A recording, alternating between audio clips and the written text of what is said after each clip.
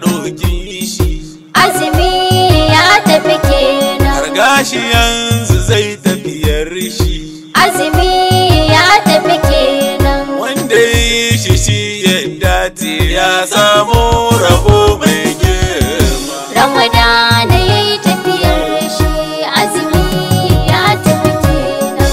Duyar shi akwai daɗin shi. Azumi ya tafi kenan. Daɗin shi ya zarce wahalar shi. Azumi ya tafi kenan. Don gurguzin ladar da gare shi.